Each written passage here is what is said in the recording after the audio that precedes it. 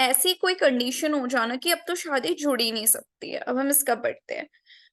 ये कब आया एक्सिस्टेंस में मुस्लिम लॉ में? Through the judicial interpretation of certain provisions of Muslim law in 1945 इन Umar Bibi versus Mohammad Din 1954.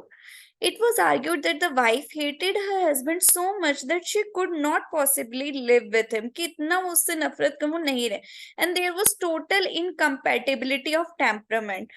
On this ground the court refused to grant a decree of divorce, but 25 years later but court ने उस बार उसको नहीं दिया। लेकिन 25 साल बाद एक केस आया, Nairobi versus Pirbux AR 1971, Kerala court. Again an attempt was made to on the ground of irretrievable breakdown of marriage. This time the court granted the divorce. Thus in Muslim law of modern India there are two breakdown grounds for non-payment of maintenance by the husband even if the failure has resulted due to the conduct of the wife. बेशक से उसने wife के conduct की वजह से ऐसा किया जब उसको डाइवोर्स देना पड़ेगा। Where there is total irreconcilability between the, जुड़ ही नहीं सकती उनकी। तो डाइवोर्स बाय म्यूजियम मैंने आपको बता दिया, खुला और मुबारक। ओके, ये सीखा। हम देखते हैं matrimony. Apart from dissolution following the restitution of, ये मैट्रिमोनियल रिलीफ से, अगर हस्बैंड वाइफ के साथ ना रहे, वाइफ हस्बैंड के साथ ना रहे, तो ये किस में कवर होगा? Restitution of conjugal. Court order करेगा कि साथ में रहो। This remedy made available to all the communities. Both the husband and wife can file this suit when any of them withdraw without lawful, एक lawful own reason होना चाहिए। ऐसे तुम एक दूसरे से मना नहीं कर सकते। After filing the suit following are the defenses available to the defendant. कि क्रूअल्टी करता है, void marriage है, plaintiff is guilty of non payment of dower, valid separation agreement.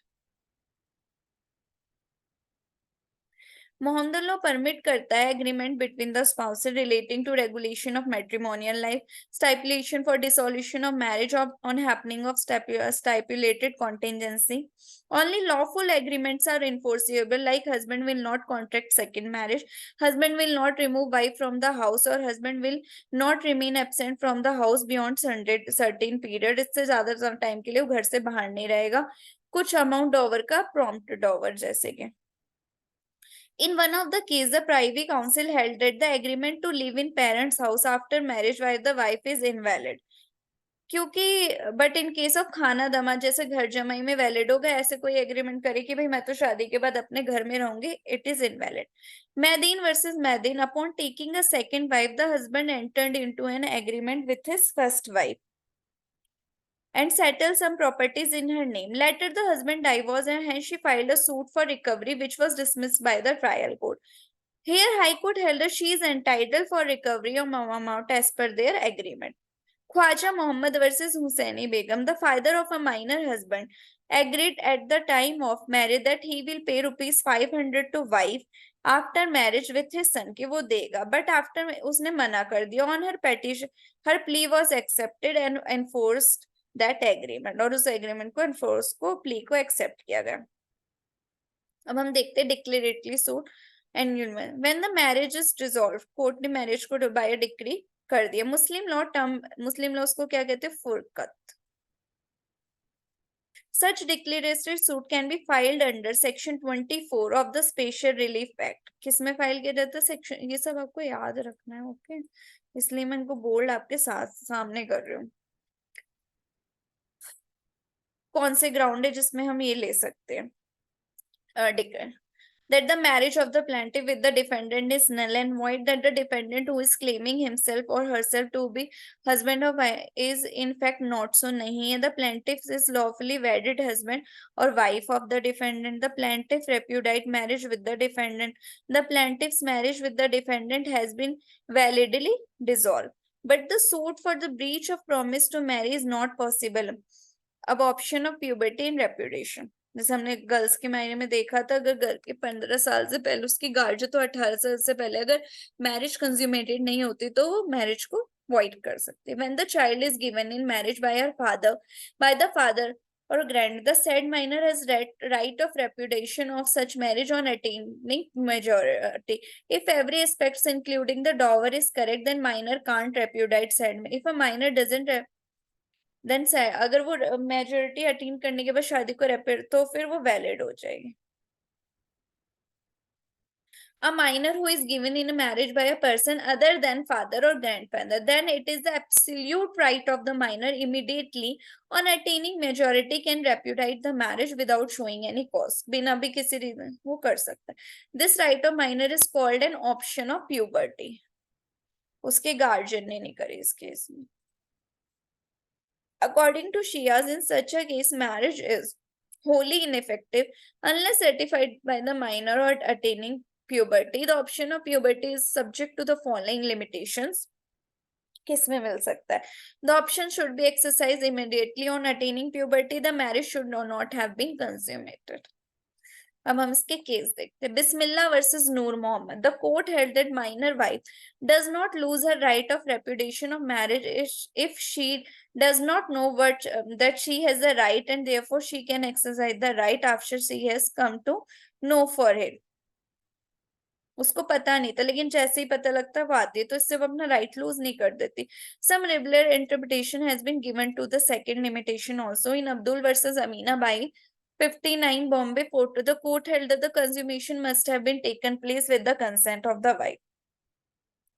Under the Dissolution of Muslim Marriage Act 1939, a Muslim female can file a suit for dissolution of her marriage on the ground that she was given in marriage before she attained the age of 15 by the father, grandfather or any other guardian. ठीक है, मैं वही इसका example दे रखा हूँ.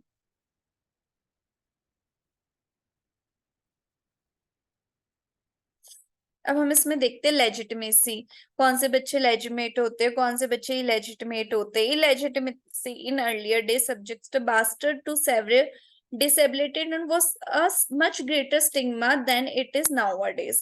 On the whole, our general social attributes have become more relaxed and tolerant towards individual shortcomings, and permissiveness is becoming increasingly fashionable. Islamic law embodies the principle of strict enforcement of sexual morality and holds that any sexual relationship is a crime unless it is between husband and wife. अब देखते legitimation are quite in a privy council decision. Lord Donendon laid down the difference. Legitimacy is a status which results from certain facts. Legitimation is a proceeding which creates the status of legitimation. Okay.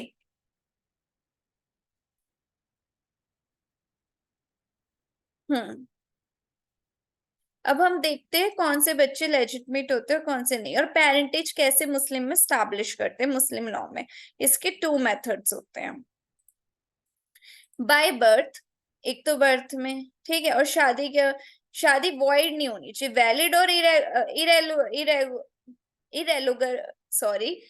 Irregular भी cover है, but void नहीं होनी चाहिए. ठीक है. By birth during a regular सही marriage, also irregular but not void marriage. और by acknowledgement, adoption नहीं कि ये मेरा ही बच्चा, उसने एक्नॉलेज कर दिया, तब भी अडॉप्शन इस्लाम में रिकॉग्नाइज नहीं है.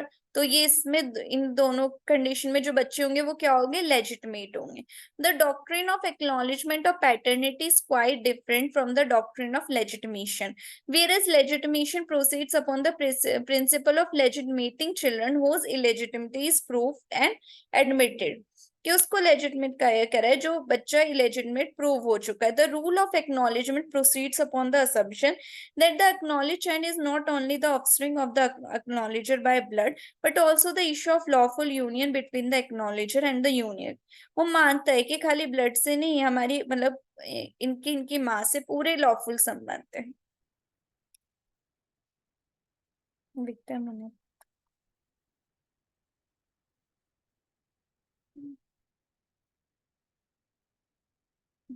Okay.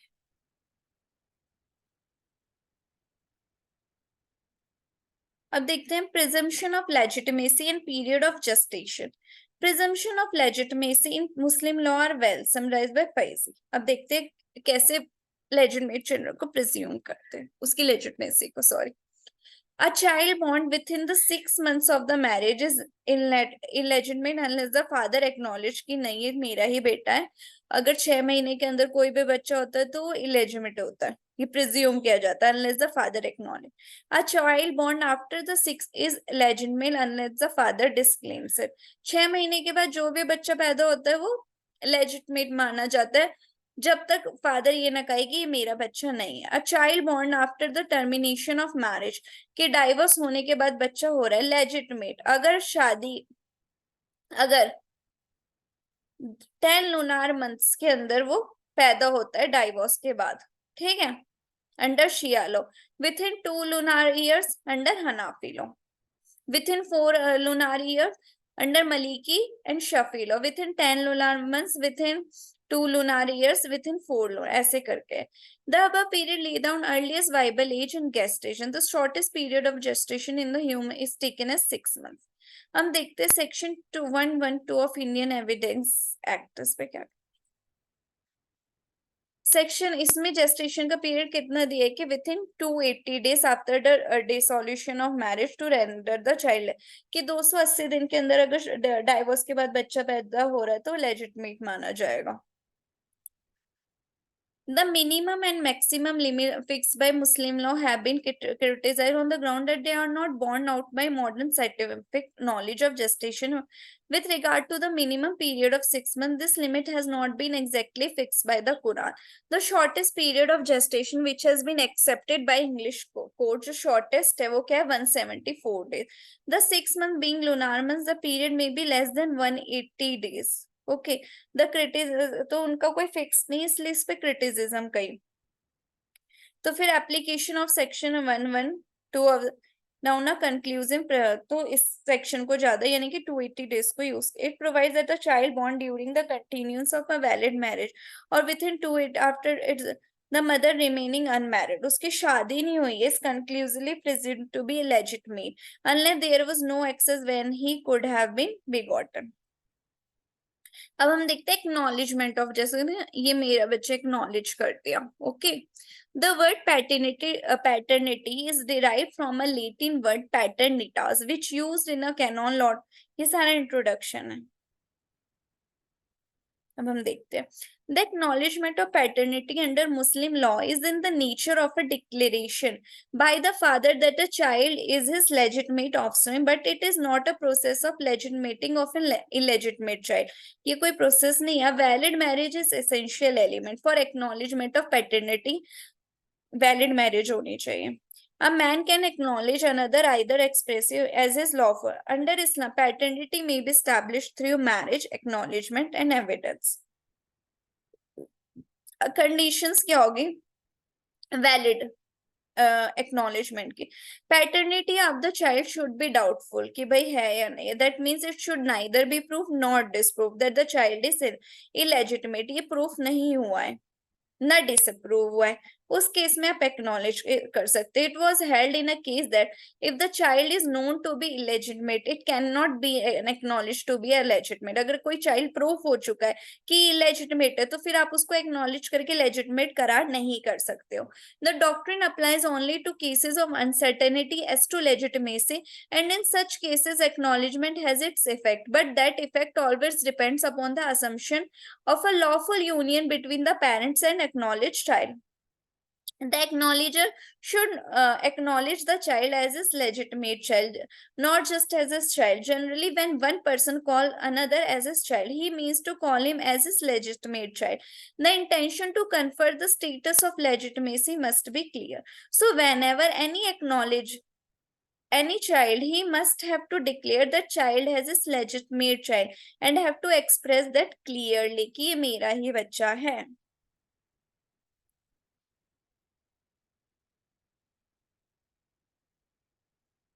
The age of the acknowledger and the acknowledged person should be such that they appear to be father and child. ऐसे होनी चाहिए, ऐसे नहीं कि 14 साल का बेटा है और 21 साल का पापा है. The acknowledger should be at least 12 and a half year senior, मतलब कि 12.5 साल का गैप होना चाहिए फादर एंड सन के बीच में। The person acknowledge must not be the offspring of adultery और a result of any kind of Jinnah.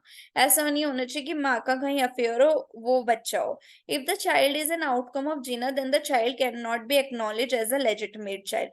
The child is not able to get any acknowledgement of paternity. The child has no right under law and the society will not accept the child. The paternity of the person acknowledged must not be established by anyone else. If the paternity is certain and established by any other reason, then that acknowledgement is not legal. And as well, the husband of the mother of that will not be able to acknowledge paternity. Husband उसकी माँ का husband नहीं कर सकता acknowledge.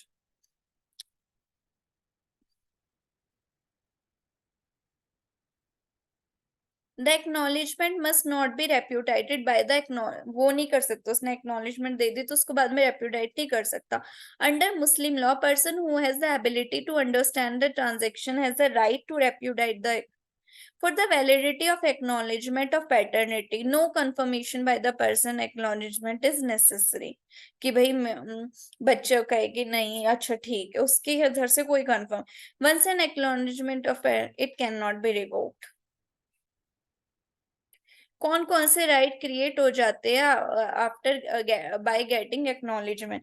When a valid acknowledgement of paternity is made, the following rights, it raises a presumption of valid marriage between the acknowledger and the mother of the person acknowledged. The acknowledger and acknowledged person have mutual rights of inheritance. The mutual rights of inheritance also arise between the acknowledger and the mother of the acknowledged person. It is also some, मतलब कि सारे rights establish हो जाते हैं। Child के क्या क्या, father का नेम होगा बर्थ सर्टिफिकेट पे, मेडिकल हिस्ट्री होगी, इंफॉर्मेशन उसकी फैमिली हिस्ट्री में जाएगी, emotional benefits of knowing both parents, financial support from both parents including child support, social security, सारे हेल्थ और लाइफ इंश्योरेंस सब किसी भी पेरेंट से मिलेंगे। मदर क्या होती है? Help in sharing parental responsibility, medical history, इस तरीके, मतलब ये तो छोटे। अब हम इसके केस लॉस देख लेते हैं। इन क्योंकि केस लॉस से सबसे ज्यादा समझ आता है कि what the jurisprudence has interpreted. Sorry, मेरा गला सूख जाता है, बार बार पॉज करना इजी नहीं होता। In Pavitri versus Khatis Sum case, a question arose on the maintenance of an illegitimate daughter born of a Mohammedan male and a Hindu woman against his putative father and his hussars. The court held that the Mohammedan law imposes no burden of maintenance of an illegitimate child on the putative father. An illegitimate child is not entitled to be maintained by either parent under the Shia law and only from the mother Hanafi law. जो illegitimate child होगा उसको father का maintain करने का कोई ऐसा provision नहीं है under the Muslim law.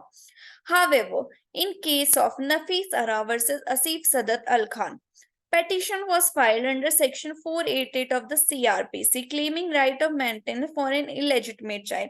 In this case, the court held that the Muslim law does not make any specific provision provide for granting or prohibiting the, ऐसा उन्होंने कोई स्पेसिफिक नहीं बनाया जिसमें उन्होंने ग्रांट या प्रोहिबिशन की बात करी है मेंटेनेंस की इलेजिटिमेट चाइल्ड के। does not mean that the civil have no jurisdiction to, तो इसका मतलब ये नहीं कि उनके पास भी कोई jurisdiction नहीं है। The practical scenario of the society is far different from the guideline of the law prescribed in the statutes. The child who is illegitimate in the ILO, the society is also considering the same.